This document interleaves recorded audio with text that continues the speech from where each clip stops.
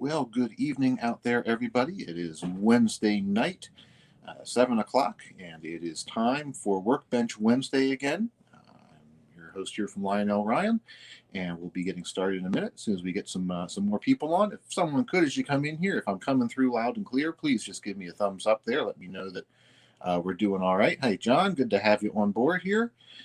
It's a nice night down here in North Carolina. Spring has finally sprung. Everything is turning nice and green, mostly from the pollen falling over everything. But it's a beautiful day and a good night to gather around the workbench. This week, what we're going to do is go ahead and go back to where we started 2 weeks ago when, thanks to my disorganizational skills, I didn't have the soldering iron and the tools in front of me to help show what we were going to do overall, which was to go back to our program about a month back where we talked about soldering skills and basics of attaching feeder wires and bus lines for your layout. So just to go back and recap that for a little bit as people tune in and join us, as your railroad grows, the two wires that you have, or the bus jack, the barrel jack that you have connecting your power supply to your track, isn't going to be enough of a power distribution network to supply your entire network, your entire railroad system. So as your track gets bigger, you need a better way of getting power to the track and to the trains. And that's not necessarily meaning you need to get a bigger transformer or a bigger power supply, just that you need to get the power distributed more efficiently. So now as you add more accessories and more trains, you're going to want more power as well. But that's a separate issue from just adding a bus line and adding feeder wires. And the idea of adding a bus wire and adding feeders is that you're not relying on just the rails of the track to carry the current any longer. You're relying on a heavier gauge wire to carry that voltage, to carry the electricity to your train, and then using smaller wires like feeders, streams coming off of a major trunk river or branches on a tree that connect that big bus wire up to your track. And we're going to go over some of those things today a little bit. It's easy to describe, and we walk through a little bit, but I think if you can actually see this happen live, it'll make things a little bit more clear for everybody. So that's what we're going to do tonight. We're going to go over some basics of soldering, because as we talked about this before, a lot of questions came up on that. How do I do this? What do I need? And so forth. And take some of the fear out of the jobs if you've never done it before. And also show you some tricks with Fastrack and other types of track to help get the job done and make your layout a lot more enjoyable. Because the trains are running well, we all have a lot more fun. So good evening to everyone who's chiming in. I can see the comments popping up here on the screen. I'll try and answer some questions as we go along and do my best to keep up with everybody. As I get my attention diverted down to the workbench, it may get a little more difficult, but I'll try and do my best to keep up with all of you. All right, so with that in mind, let's go ahead and get started here. And we're going to start with some Fastrack. I'm going to switch this over and make that the primary here so you can see what I'm doing a little bit better. We have a couple of pieces of Fastrack here in front of me. This is our standard O-gauge track, what a lot of you are probably working with at home if you're a Lionel person today. And if you turn this track upside down, you'll see there are a number of connecting points. Typically, when we attach our feeder connections at the factory, we use these little terminals here, and these can be attached onto with a crimp connector. We've talked about this in the past. I'm going to go ahead and put it up on the screen here so you have the part number for the terminal wires. If you want to do this the easy way, you can order those crimp terminal wires through our customer service department. That's the part number right there on the screen, 610-2016-200, and that will clip right into here. And then there's a pair of spade connectors at the other end that can connect to a transformer, or you can clip those off and solder to a bus wire if you're doing a larger connection. So if you don't want to solder to your road bed, that's a good way to do it. And that same terminal wire will work on all of our track. So our Fastrack in O-gauge, our American Flyer Fastrack, and our HO Magnalock track all use the same size terminal connection and crimp connection. So you can use that same wire for all of it. We have more of those on order coming into customer service now. So if you need some of those, go ahead and contact us in customer service. And that's a great way to do this without having to go through any soldering whatsoever. But if you don't want to buy the read on crimp terminals and you're willing to do a little bit of soldering work, what I'm about to show you here is that it's just as easy to do this yourself, and then you can pick your own colors of wire and put them anywhere you want on the layout. What we're going to connect to are some of these other pads you'll see underneath, and these are the tabs that connect the rail to the roadbed. They pop through and they're folded over to give you the mechanical connection. So this is directly connected to the rail itself. This is part of the rail itself, so we have a good strong connecting point here with these tabs, any of these tabs, to get to our track. When you're wiring on a 3-rail layout, you need to connect to the center rail. This will be your AC hot, and one of the 2 outside rails for your AC ground. Typically, these 2 rails are connected. On the Fastrack, we have a bus bar here that we use to do that. So you only need to make your wire connections to one of the 2 terminals, and then you're good to go. You don't need to wire a separate feeder to each one. That's not necessary. All right. The other set of connectors that we have here, these are nicely arranged for us right at the ends of the track. And we're going to use this as well to show an easy way to solder rail joints together in O-gauge without actually soldering rail joints together. And that is, we'll use these to we'll run some short buses back and forth between the tracks to give a hardwired connection in between the 2 pieces. All right, and that's very easy to do. There's actually a notch cut in the end of the roadbed base here to accommodate just that sort of thing. We had that as part of the plans all along. Right? So let's go back before we do soldering rail connections and talk about soldering feeders. One of the first questions that will come up is, what size wire do I want to use? And the answer to that really is, it kind of depends on you. I would say anything from about a number 20 to a number 24 will work, depending on your scale and also the length of the lead that you're going to put on these. If you're going very short, then a 22 wire is typically right around where you want to be. Now, the longer you want to stretch your leads, then the heavier you want to try and cheat that. The problem with putting in a heavier feeder is it's much harder to attach a heavy wire to a rail, particularly in the smaller scales, either because you're dealing with a lot of material and the wire's as thick as the rail is, or just because it's bulky and it's going to look unsightly. So we're going to start with making a simple feeder wire here. I think this is probably some number 22. It's the wire I could grab one hand that I had near my workbench to do this real quick, because this is not a permanent job on a permanent layout. So the fact that it was bright yellow and this size didn't really matter. But what is important is it is solid wire. You can do this with stranded wire, but it's much easier to do it with solid wire. I'm going to start by stripping the end of the wire. Okay, and you've got about 3/8 of an inch, half an inch at most, exposed there. And if we're going to fast track, we're going to make just a single bend in this wire, 90 degrees, like so. Hopefully you can see that there. And that will allow us to put this right on one of these tabs. Okay, it gives us a nice soldering point on there. If I'm doing this on a different style of rail or a different gauge, particularly I have some HO Code 100 Flex Track here as a good example for this. I'll make another bend in this wire, 90 degrees, opposite the way I did it before, or almost 90 degrees, so that the end of the terminal looks something like this. And hopefully that is showing up in the camera there. Okay, so we've got it turned 90 degrees and then 90 degrees again from the wire.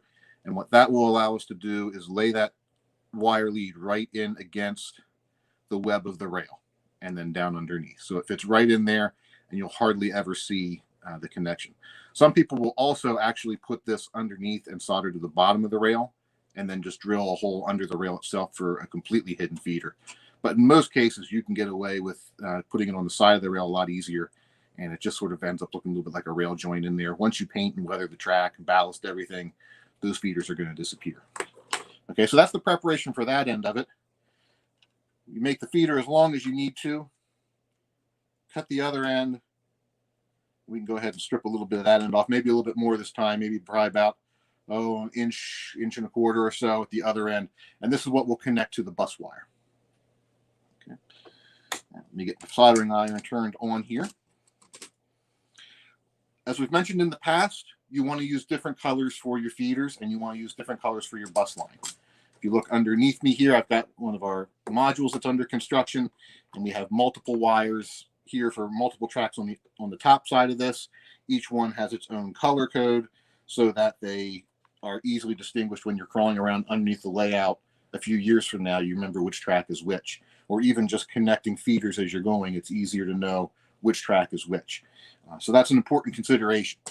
When you're doing this as a demonstration and you don't want to have 18 different colors of wire all around you, you can cheat a little bit and just use whatever's close at hand. But if you're building a permanent layout, spend a little bit extra money, get some different colors of spools of wire, and make it easier on yourself. You'll thank yourself later on. All right. Other materials we're going to need here, we'll talk about that as the iron warms up a little bit. I've got some solder. This is typical, your typical rosin core, rosin blend solder. And just in case we need also some old soldering flux. This is a sort of a paste, and it will help speed the soldering process a little bit and gives you a smoother joint. I'm going to dip the end of my feeder in there, get a little bit on that, and also put a little bit here on the Fastrack. Just use this to scoop it out.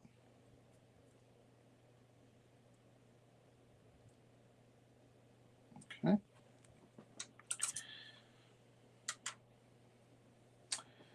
Let's check and see if we've got heat. I'm using a Weller soldering iron here. Pretty basic model. You don't need to go too top of the line on this. You're not doing anything super high end. We're not doing fine electronics work. We've got some good heat there. Working with Fastrack, the easiest way to start this, hopefully I'm in good camera view here, is we're going to put a little drop of solder right on that track bead. Okay, so you see, hopefully you can see right here, I've got a nice bead of solder right there on that tab. And then I'm going to do the same with my feeder. I'm just going to sort of tin the end of the wire. There's still a little solder on that tip.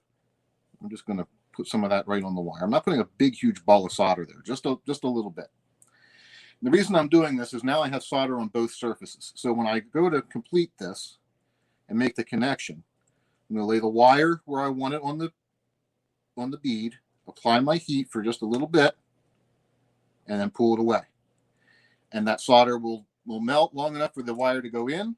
It'll reharden, and I've got a good solid mechanical connection there. So I know that I've got a good solid electrical connection. You don't want to be fiddling around for a long time applying heat to this. You'll end up melting the plastic, but probably before you melt the plastic, you'll end up burning your hand because this wire transfers the heat very well. So you can see how quick that went. It only takes a second to add that feeder. You come along later on and decide, you know what, I didn't really want that wire there. I needed a few inches over because I'm right over top of a brace in my bench work here. Not a problem at all. I'm going to hit that with the heat and pop it right off. And I can move that feeder anywhere I want to. So it's very easy to take these on and off with the Fastrack. Right? I'll demonstrate again one more time, putting it on. Still got the bead of solder there. Put the wire where I want it. Apply a little bit of heat.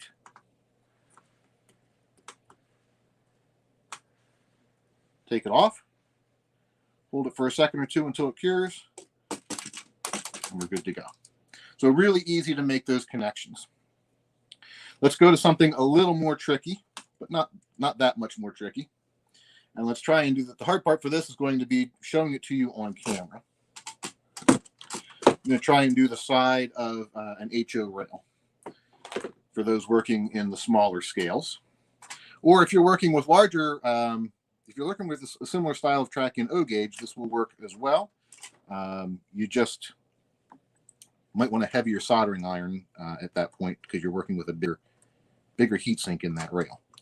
And here I'm going to do the same thing, and hopefully this is staying in frame. I still have solder on this feeder, and I'm going to apply a little bit of heat to that.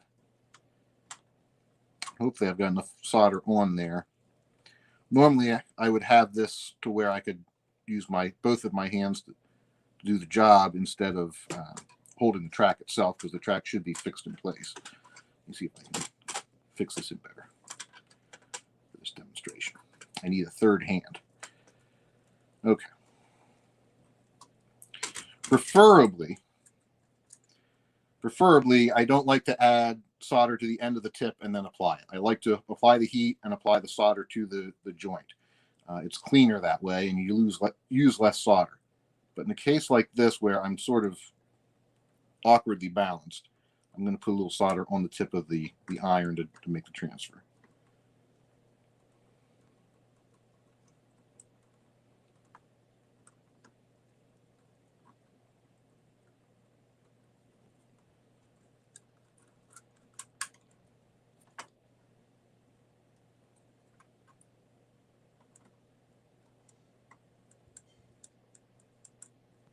Again, I'm trying to do this in a position where I don't apply heat too long and melt the ties. There we go. All right, that was a little sloppier than I'd like, but not the typical working conditions here.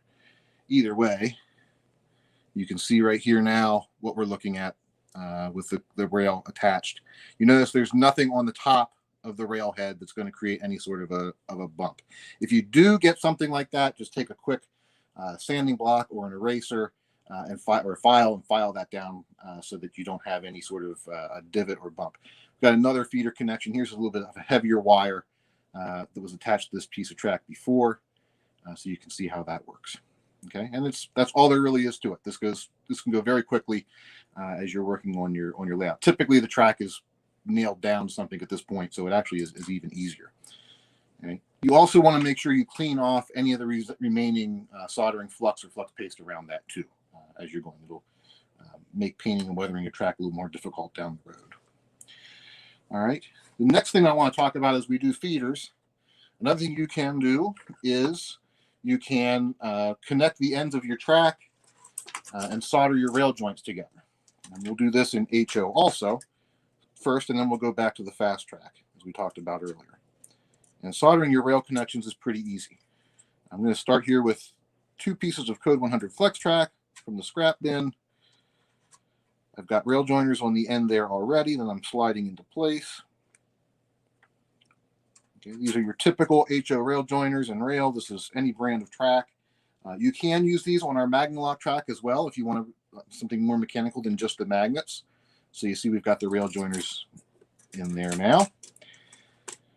And we're going to solder that joint so that we have a smooth connection. There's 2 reasons that I do this with Flex Track in HO.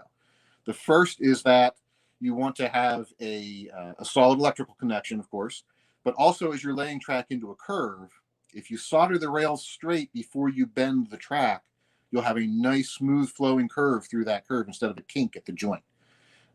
And we've done some Flex Track videos in the past. Encourage you to go and look at those if you're doing that down before on your layout. Take a look at that for a nice smooth flowing track joints with your Flex Track. But for tonight, we're just going to solder this joint straight and keep it that way as a basic connection. Now, again, the trick here is we don't want to melt ties. We don't want to create a big mess. So what I like to do is I'll put just a little bit of solder on the tip of the iron and apply the heat to one side of the rail joint and then apply the solder to the other. And what will happen is the heat will pull the solder into that joint as it warms up. So just got to get a little bit hotter here. A little solder on the end here helps. I did not put any flux on this in the beginning, which may be to my detriment here.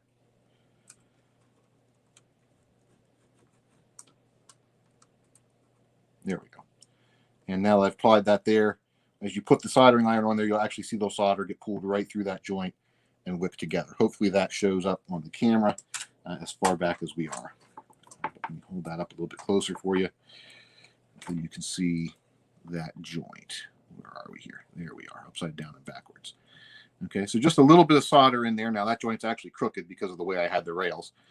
So I would not want to keep that joint that way. But as before, we can always apply a little heat, straighten out that kink, and we're good to go. All right, so that's all there is to soldering rails in the smaller scale. You can't really do that with your Fastrack. The rails are just too big, and frankly, they don't react well to it. So what we're going to do is run some small jumpers back and forth here on the underside. And we'll start with the smaller one right in the middle. And just like we did before, I'm going to make a very short jumper.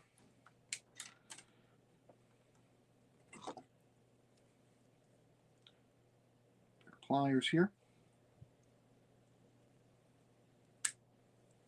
Okay.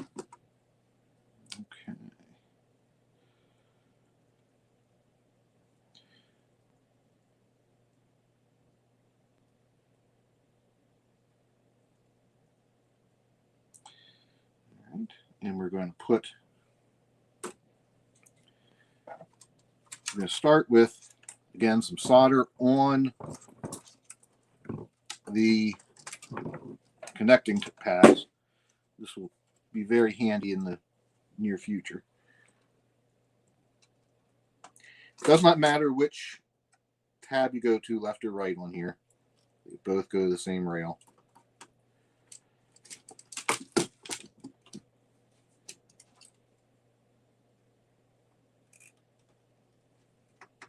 Put a drop there, put a drop there. Tin my wire.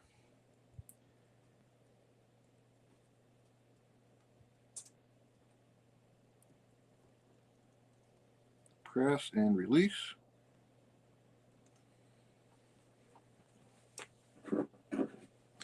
With the short wires like this, you feel that heat transferring really quickly, so you'll know that you want to get the job done and move on. For really short connections, it does not hurt to have a pair of pliers on hand to help get the job done. If you do burn yourself, a little cold water on there for a bit is your best remedy. And we're going to hit this on the other side. Again, hopefully this is showing up on camera for you.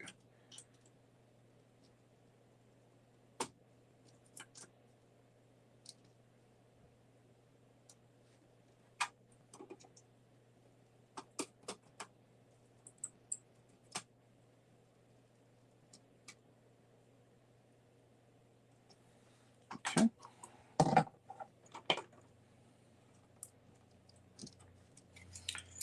Get right in there on the camera so you can see that first jumper. Okay, we've gone from one side to the other, and that will give us a good connection on our hot rail in the center.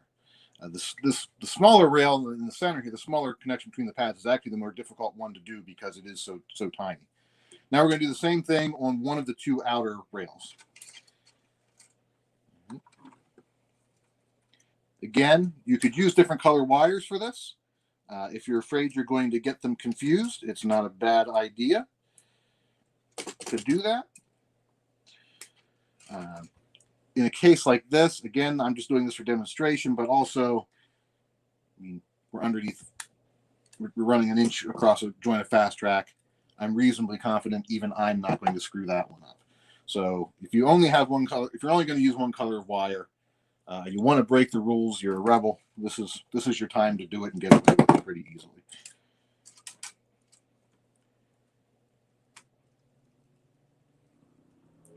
Drop. Drop. Okay. Hopefully this is showing up.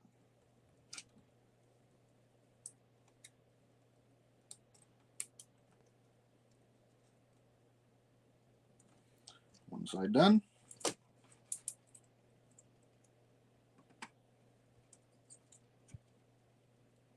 And the other.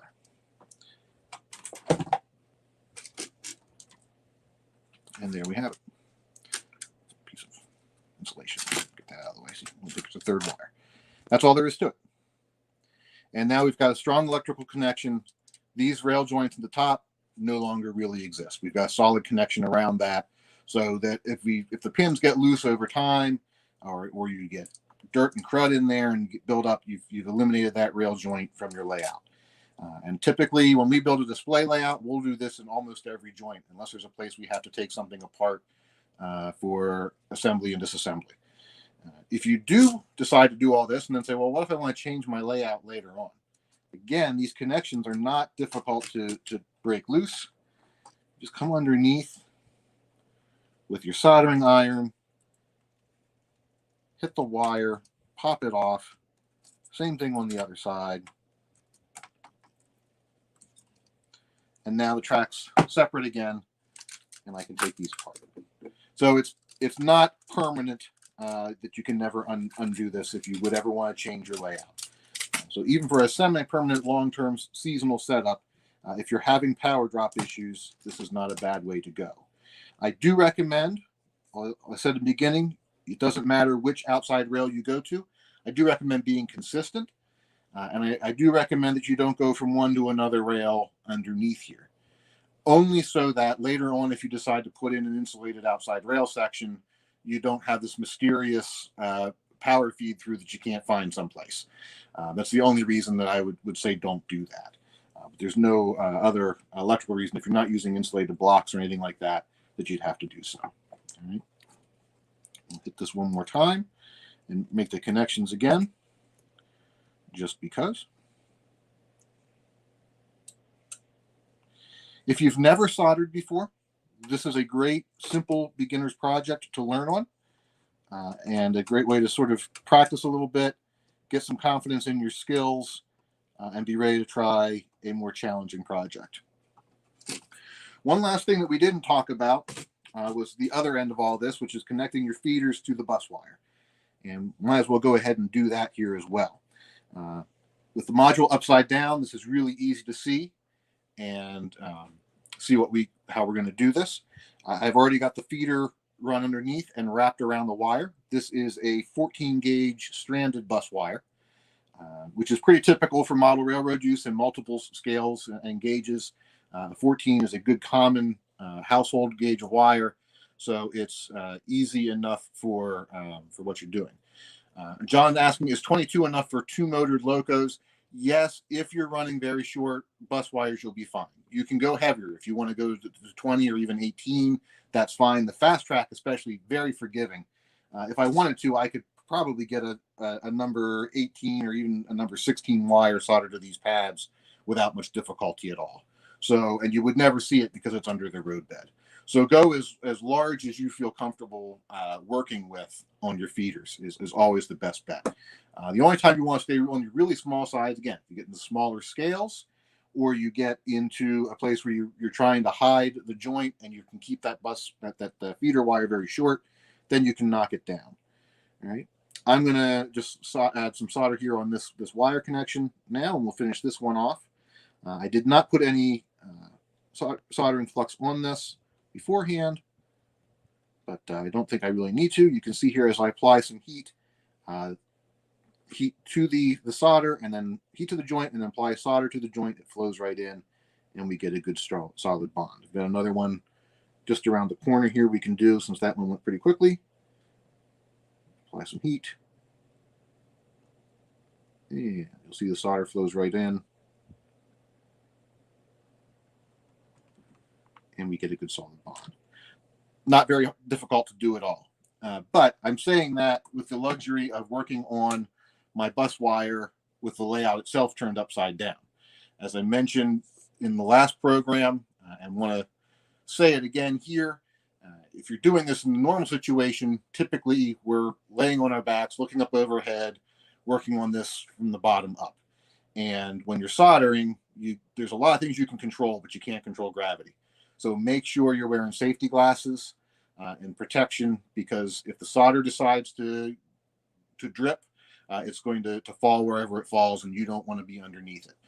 So that is one thing that you want to do for sure when you're working underneath yourself is take some basic precautions. All right. Also, your soldering iron, when you're not using it, turn it off. Remember, it's going to stay hot for a while, so put it in a safe place. Put it in a holder where it is secure and not going to roll around and land in that pile of unused instruction manuals on your workbench that you never reference and create a major headache for you. So that's what there's a couple basic safety things that seem kind of common sense, but I always want to make sure we remind people of that when we're talking about this. It's not the most dangerous hobby in the world by any means, but there are still things you can do to get yourself in a lot of trouble really quickly. All right. Let me take a few questions here. We've got, would you be able to show us how you remember what wire goes to what part of the layout? Good question. The first key to that is, as we have here on this module, color coding the wires. That's half the battle. The other half is knowing what color means what. So you want to keep a journal someplace, maybe near your main control panel of the layout. It's a good spot to keep a color key. And just like the key to a map, you'll have, orange and blue wires are the outside main line. Red and green is this middle main line, and yellow and blue are the third track in. Just however you want to do that so that your colors are coordinated underneath. As your railroad gets more complicated, you may have more wires and more things. Even if you don't have multiple blocks on the layout or multiple track sections, you might want your switches wired one color and your tracks wired another color, and the lights in your building wired a third set of colors, so that when you go underneath, everything's not all just black. And you think you're fixing a track problem, and in fact, just routed all your track voltage into your lighted building, or your gateman is starting to activate when you turn your turntable on, and so forth. So it's up to you to sort of come up with your own color code that works. There's really no right or wrong answer to it. For Lionel, our standard for many decades has always been, as we wire things, red to the hot rail in the center and black to the ground rails on the outside. But that's just one code and one basic thing for one starter set loop of track. As your railroad gets more complicated, you might want more than that. But write it down. Keep a journal, and also label things as you go. If you have to use the same color, you can use colored tape to denote a different color wire where it should be something else. For example, really two of these wires on here should be orange and blue, but I didn't have orange and blue, so I did have orange and blue electrical tape, and made sure that at each wiring connection that was noted, so that when I'm looking at it, yes, I see a red wire, but I know it's supposed to be orange. Right? Imagine that, and Lionel guy doesn't have orange and blue wire, but those were colors that were hardest to find at the hardware store. So that's how I like to do it myself. Keep track of it. Everyone has their own sort of ways of doing that, but write it down and keep those notes in a safe place, so that not only your wires separated color-wise, but you know what those colors mean at a later point in time. All right, let's see what else we have on here. Here's a good one on elevating track. Elevating track, you want to use a switch. What is the best method for supporting the switch? I like a wood base underneath all of my track. There are multiple schools of thought on this. A lot of people like building a layout out of styrofoam. Not necessarily styrofoam particularly, but the insulating foams that you can get at your home goods store, Home Depots and so forth. Comes in multiple thicknesses. It's great for doing scenery, and it's very lightweight, so it's wonderful if you're doing portable layouts, and it's pretty strong stuff. Even in the smaller gauges, though, I just don't trust it unsupported over a long run. I'm just old school like that. I'd like to have some wood underneath the track, at least a half-inch thick of plywood. 3/4 is not a bad idea, especially in O gauge when you start running heavy scale steam locomotives. You want a strong road bed under that, because what you don't want is that track to flex. You want to make sure you have a rigid base underneath there. So I recommend cutting all of your sub road bed out of 1/2 inch or 3/4 inch plywood, and that will give you a sturdy benchwork that you can build off of, and should stay relatively smooth and even for years to come. If you live in an area, or your layout's in an area where there's a particularly large swing in temperature and especially humidity changes, I would recommend that before you lay your track, you also paint or seal all of that wood as well. Try and keep as much moisture out of it as possible and keep it as stable as possible. But plywood will still be much better than dimensional lumber.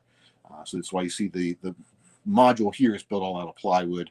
And if I swing this back over so you can have a bigger view of that instead of just my talking head. This is made from 3/4 inch birch plywood. You don't necessarily have to use the nice furniture grade birch, but I had some on hand and it was going to waste, so I used the scraps. But I would use a better grade of plywood, will give you fewer fissures and more stability in the long run. And then the sub road bed here, in this case, this is 1/2 inch, but you could do 3/4 as well. And then it's only under the track because this is designed for portability. So there will be foam used for the rest of the areas on this module that will have scenery. But just where the track is going to be is a nice strong plywood base. And as you start to make a layout with changes in elevation and grades, that will come in handy for you as well, because you can work that wood, you can work that structure and get a nice solid and even grade very easily, actually. The only thing to remember is when you crest the grade or start up the grade, you want a vertical curve. You don't want a kink. So it's just like laying the curves out on your layout. You don't want a kink in the joint. You want it to be a nice, smooth, vertical curve. So don't put a joint in your roadbed sections right where you start or end a grade, because then you'll have a kink there and your track's going to have a hard time going over it. But if you support it at different heights on either side of that crest, you can actually pull and bend that wood to the shape that you want, and you'll get a nice smooth curve and change in elevation every time. But whether it's a switch or regular straight curve track, either way, I like to have wood underneath my my track, just for peace of mind. All right, let's see here. A couple people asking again about the wire gauge. I had 22 there for the feeders because it's what I had on hand. That's a good size, especially for the smaller scales. In O gauge, 18 or 20, probably a little safer. But again, depends on the length of the feeder that you're going from the rail to the bus, and how you want to apply it. I always recommend solid wire for the feeders because it's just easier to work with in those short lengths. If you're doing fast track or any other type of track where you're making your connections on the bottom of the rail and out of the picture, you don't really need to worry as much about keeping the rail tiny, because you've got plenty of room underneath here to work and make a big connection. You'll never go wrong with a larger wire. It's just a little bit harder to work with and harder to hide in certain situations. So those are the things that are going to drive you to go to a smaller gauge. But a bigger wire is usually not going to cause you any electrical problems. All right. Let's see if we have some other questions here. Garrett's got a whole bunch of them for us tonight, which is always good. Our buddy Chuck chimes in. Always got to use a clamp third hand to do his soldering. Yep, I should have had one of those on hand tonight for some of this work. Typically, I don't think of it with track because it's usually fastened down for you already. But it is great, especially if you're doing wiring in a locomotive or something like that. Having a third hand to help hold those wires for you while you do the soldering connection can go a long way in preventing you having to burn your fingers or drop pieces and so forth. So another great question. Another piece that you may want to have, and another tool of the trade here, in addition to just a third set of hands, if you are working on larger pieces and you want to solder easier, you want to get some heat sinks and clamp those around each side of what you're working on. And that prevents the heat in the soldering iron from dissipating out over a larger area. The types of jobs we're doing here tonight, not needed at all. But for some projects, it can be very helpful. Also, if you're working on, let's say, a brass steam locomotive and applying soldering details on there, those can become very important, because you want to make sure as you're soldering one piece on over here, the piece next to it isn't warming up and falling off. So that's when soldering can get a little bit more tricky. All right. Lots of hey, Charlie Hirschberg chiming in. Great to hear from you, Charlie, up at Nassau. Hope things are going well up there in New York. Miss seeing you guys.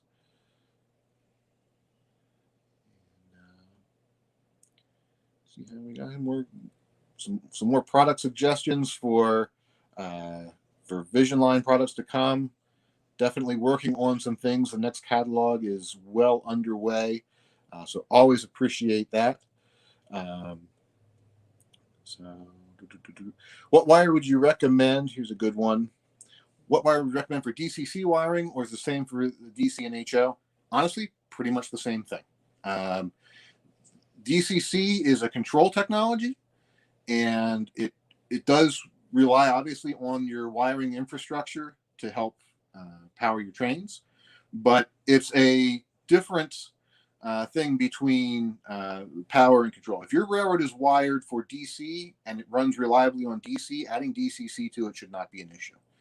In fact, DCC can be very even maybe sometimes more forgiving of some things. But follow the same basic steps and you'll be fine. Adding a bus wire, adding feeders is a great way to go because, again, it just provides a more even power distribution for your entire layout and your signal, again, going through everything. So highly recommend all of that. And if you're not, if other command control types, DCS, Legacy, same story. Everything we've talked about here works regardless of what control system you're putting on the layout. It's all about getting power to the trains so that they'll run for you. All right. Let's see if we have out here.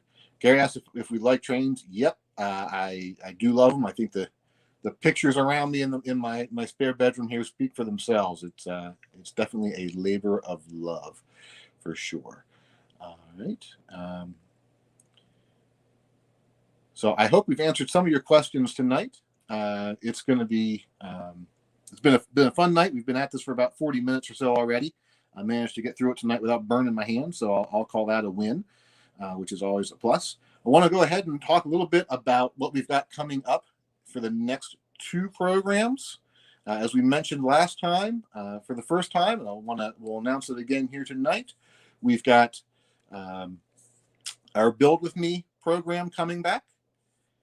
And that's an opportunity where we all sort of sit around the table together and work on some models. So it'll be fun. I hope that you've all picked out some kits, or maybe you've got some already. If you haven't, you still got 2 weeks to get to your local hobby shop and pick up a kit and some glue and some paints and start thinking about what you want to do with it. Because in 2 weeks at 7 o'clock on Wednesday, the 21st, we'll sit around the workbench. We'll go to the messy workbench cam and all work on projects together. If you need a jump start on something, we do have a discount code on lionelstore.com that you can use to get 10% off of any of our kits there. I'll put that up here real quick for you. If anyone wants to take advantage of that, this is the promo code for lionelstore.com. for 10% off any of our kits. O-scale, HO, S-gauge, doesn't matter. All the kits are on sale for 10%. Or, again, please go to your favorite local hobby shop and support our Lionel dealers. They'll be more than happy to help you find a kit that you want to work with. And not only that, you'll be able to get all the other supplies that you need there, too. Even if there's things you don't know that you need, you've got helpful people right behind the counter there all the time to give you the answers and steer you in the right direction on the right glue for the kit, the right paints to use, the right hobby knife, and fun little tools and gadgets that do things you never thought you were going to need but now can't live without. So take a trip to your hobby shop and check it out. Grab a kit. It'd be great for the Lionel kit, but whatever you've got and you want to build with, and we're going to work together. And this time, the focus, at least on my end, is going to be not just building the kit per se, but turning it into something other than what's shown on the outside of the box. So we want to see your creativity side come out here as well and build something, do a little kit bashing, modification, paint it up different, combine it with another structure, chop a floor off of it, add a floor onto it. Sky's the limit on what we can do with these kits and get creative. That's after all sort of the fun part of the hobby. So let's look for that in 2 weeks. We'll do that as a 2-parter because you can't build a kit in an hour for sure. And then after that's over, there'll be an opportunity to share photos of your completed project on Lionel's Facebook page and be entered in the drawing for a prize there as well. So some more incentive to sit at the workbench and build models. Like that should be just its own reward, but we're going to even sweeten the deal even more for you. So definitely give that a shot in 2 weeks. Next Monday will be demos with Dave. Not sure quite yet what he'll have in store for that. He's had some good stuff coming in, and always comes up with something fun to talk about for a little while. So don't miss Demos with Dave next Monday. And keep your eyes open as we go through this month. We'll be on a virtual York program with our friends in Train World in New York as we gather around, since we can't be at the York Fairgrounds in April this year. We're gonna do that virtually, hoping that by the time October rolls around, we'll be back live and in person and getting out to see everybody again, because we definitely miss y'all. And then also coming out this month for the HO fans, there will be a digital HO catalog release coming very soon with some fun new items in there to see. So that'll be my product tease for tonight. So lots of stuff going on at Lionel. Keep up with us on all of our social media. Thanks for tuning in tonight. I hope you learned a little something. Hope I got to answer some of your questions. And we will be back again in 2 weeks building models together. So until then, stay safe and stay well, everybody, and stay on track.